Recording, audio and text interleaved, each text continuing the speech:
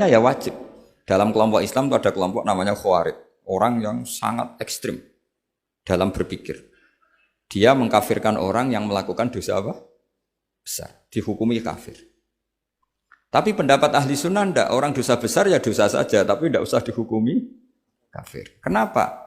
Cara berpikir ahli sunnah surga neraka itu milik Allah. Kalau yang punya saja enggak apa-apa, ngapain Anda yang ribet? Yang punya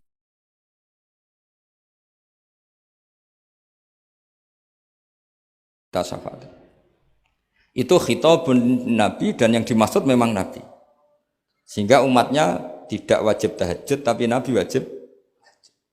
Terus ketiga, khitabun Nabi sekaligus khitabun ummati. Itu yang dimaksud di hadis Arba'in Nawawiyah. Wa inna wa ta'ala amarul mursalin bima amarul bil mu'minin, atau dibalik amarul mu'minin bima amarul bil mursalin. Dibolak-balik sama. Yaitu para nabi ya dikhitabi memakan sesuatu yang thayyibat. Para orang mukmin juga kena khitab memakan sesuatu yang apa? Thayyibat. Ini sama. Jadi ya ini ada tiga berarti ya. Khitabun lin nabi, tapi yang dimaksud umatnya. Khitabun lin nabi yang dimaksud adalah nabi saja. Terus ketiga khitabun lin nabi yang dimaksud plus umatnya. Nah, kajian seperti ini penting. Karena kesalahan Khawarij itu satu kelompok ekstrim yang tidak mengikuti Sayyidina Ali, juga gak mengikuti Sayyidina Muawiyah. Tidak mengikuti Ali, juga gak mengikuti Muawiyah. Disebut Khawarij. Khawarij itu jamaknya Kharijah. Dia keluar dari pikiran ala Sayyidina Ali, juga keluar pikiran dari Muawiyah. Di sini disebut dia khurud. Khurud dari kata Khawarij. Serba keluar, dia tidak mengikuti sana, tidak mengikuti sini. Akhirnya disebut Khawarij. Nah, Khawarij itu orang yang berpikir sesuai kritik yang dilakukan Quran. Tapi mereka lupa bahwa yang punya otoritas kritik itu Allah. Karena yang kalau boleh sama-sama terganggu, kerajaannya itu hanya Allah. Gini saya beri contoh ya. Yang punya hak ketika sepeda motor saya kamu pakai, yang punya hak menentukan itu gasap apa pinjam itu saya apa orang lain? Saya. Ketika yang pakai gak pamit itu teman akrab saya atau anak saya atau orang yang saya ridhoi, itu namanya gasap apa pinjem gak pamit? Ya udah, ini harus jelas. Tadi pagi saya ngaji direktorat, saya bilang di fikih itu ada istilah ulima ridhohu. Sesuatu tidak pamit formal tapi sudah diketahui ridhonya. Makanya di fikih ada bab namanya mu'atoh. Tadi pagi saya terangkan ya. Di perdebatan fikih itu ada bab namanya apa? Mu'atoh. Mu'atoh dari kata ato yu'ati mu'atotan, saling transaksi yang non verbal tapi maklum. Ya seperti kalau kamu marung itu contohnya. Kalau kamu marung di kantin terus makan gedang goreng, itu nyuri apa beli? Coba jawab saja. Kalau dikatakan beli kamu belum bayar. Kalau dikatakan nyuri terang-terangan. Coba kalau mbak-mbak milih mana? Itu nyuri apa beli? Kalau beli belum bayar. Kalau nyuri kok terang-terangan ya. Enggak nyuri apa beli?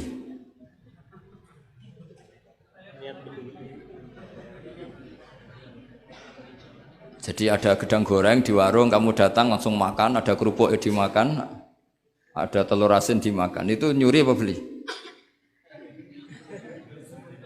Nah, itu kalau orang fikih dibabkan kitabul bai'il mu'atoh, akad beli lewat jalur mu'atoh.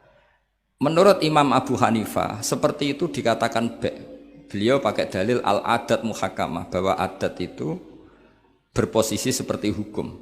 Karena posisi di warung, maka ngambil di situ dianggap memulai akad jual beli. Tapi karena ini sesuatu yang potensi masalah, Imam Syafi'i mengatakan itu enggak baik, enggak sah. Karena nanti kalau asumsi kamu gedang goreng itu 1.000, ternyata diregani 5.000 kan mangkel. Nah itu resikonya di situ, ya kan? Tapi kalau misalnya itu dikatakan, makanya Imam Syafi'i mengatakan itu profesional. Itu namanya ghormu. Ketika Anda bayar 5.000 itu namanya tebusan kesalahan. Jadi Imam Syafi'i melihat itu tidak jual beli, tapi tebusan kesalahan. Sehingga kalau saya jadi hakim, misalnya pembeli bilang, asumsi saya 1.000 Gus. Terus kata baek, kata penjual, enggak Gus itu tak jual 5.000. Saya harus memenangkan baek. Memenangkan siapa? Penjual. Karena penjual adalah pemilik gedang goreng itu. Dan posisi yang makan adalah perusak barang orang lain. Gitu. Sehingga dimenangkan penjual. Ya, dimenangkan penjual. Kenapa dimenangkan? Karena cara berpikir fikih, karena dia yang punya otoritas itu, punya otoritas kepemilikan. Itu dalam fikih madzhab apa? Syafi'i. Nah, itu penting dalam analogi surga dan neraka. Orang Khawarij itu kalau ada orang dosa, itu dikatakan sudah tidak Islam lagi, dia sudah keluar dari Islam. Orang dosa itu wajib disiksa oleh Allah. Mereka bilangnya ya wajib. Dalam kelompok Islam itu ada kelompok namanya Khawarij, orang yang sangat ekstrim dalam berpikir. Dia mengkafirkan orang yang melakukan dosa apa? Besar, dihukumi kafir.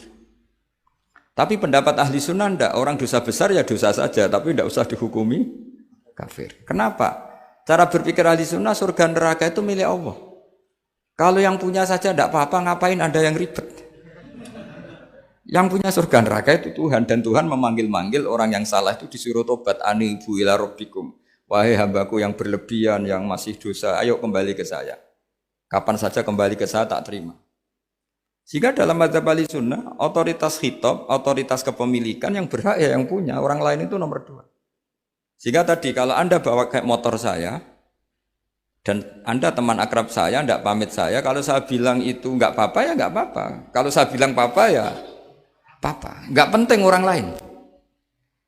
Sehingga ini wilayah yang agak sensitif, tapi ini ilmu, mau tidak mau kita harus dengar.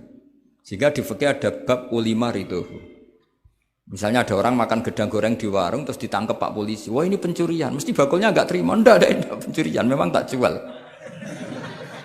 Nah, yang kasus begini, ini yang kasus. Ini mungkin kasusnya anak-anak yang masih kos atau masih mahasiswa. Warung kantin dijaga ibu-ibu.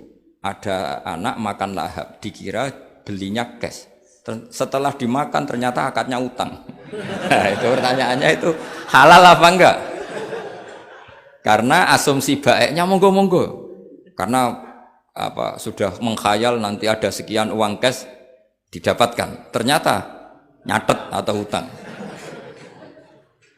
Nah kalau ngomong di depan, Bu saya mau makan di sini hutang, kira-kira enggak boleh. Wah itu ada sekian PR, makanya saya sering muji orang-orang yang enggak alim. Enak-enaknya orang tuh orang enggak alim, karena enggak kesulitan seperti ini. Kita sebagai peneliti fikih itu sering kesulitan. Nah sama Anda misalnya naik Grab atau naik taksi atau apa, ketika Anda naik itu posisinya gasap apa pinjem, dikatakan akad sewa belum bayar, dikatakan pinjem nanti harus bayar. Jadi ada sekian masail fikih yang jadi perdebatan. Nah, apapun itu nanti kata finalnya itu dia yang punya, yaitu supir taksinya atau baeknya, penjaga warung tadi.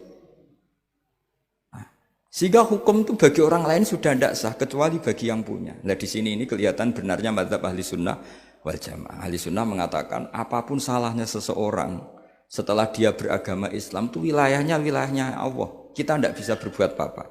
Makanya ada ayat laisa laka minal amri syai'un aw yatuba alaihim aw yu'adzibah. Muhammad meskipun kamu kekasih saya, kamu tidak punya otoritas menentukan si A dimaafkan, si A disiksa. Otoritas itu hanya bagi saya kata Allah. Sehingga banyak orang yang Nabi kurang srek karena membunuh pamannya Hamzah malah dikasih tobat sama Allah, namanya Wahsy. Wahsy itu orang yang Nabi gak suka karena pernah membunuh Sayyid Hamzah di perang Uhud. Tapi sama Allah marah dikasih tobat. Sa'labah yang sering ibadah di masjid, sering iktikaf, saking seringnya ibadah itu sampai digelari hamamatul masjid, merpatinya masjid. Tapi na'udzubillah beliau malah berakhir dengan su'ul khatimah. Kita tidak pernah tahu. Kenapa begitu? Karena begini, wilayah yang absolut itu hanya milik Allah Subhanahu wa taala. Sehingga Nabi kalau ketemu Wahsy ya bilang iman kamu sudah saya terima, Islam kamu sudah saya terima. Tapi saya ini manusia, tolong sembunyikan wajahmu dari saya. Karena kalau saya ingat kamu itu mangkel karena ingat kamu pernah membunuh Hamzah. Tapi saya sebagai Nabi harus nerima iman kamu, karena Nabi itu nggak boleh dendam. Tapi kalau mangkal-mangkal sedikit kayaknya agak boleh mungkin ya, mungkin itu ya. Tapi profesional, Nabi sebagai manusia nggak berkenan melihat wahsi, tapi sebagai Nabi legowo terhadap imannya wahsi. Tapi Allah sendiri yang ngendikan laisa laka minal amri syai'un aw yatuba. Coba orang munafik, kayak apa salahnya orang munafik? Tapi ketika Allah ngendikan tentang orang munafik gimana? Wa yu'adzibal munafiqina in sa'a aw yatuba. Allah bisa saja menyiksa orang munafik insya'a kalau berkehendak aw yatuba, atau Allah mengasih tobat. Nah, karena pendapat ahli sunnah itu lebih valid sesuai ayat-ayat Quran, maka yang diikuti mayoritas di dunia adalah mazhab ahli sunnah wal jamaah. Dan itu dimulai cara berpikir yang sederhana. Yang berhak menentukan khitab ya yang punya, titik itu saja. Yang berhak menentukan khitab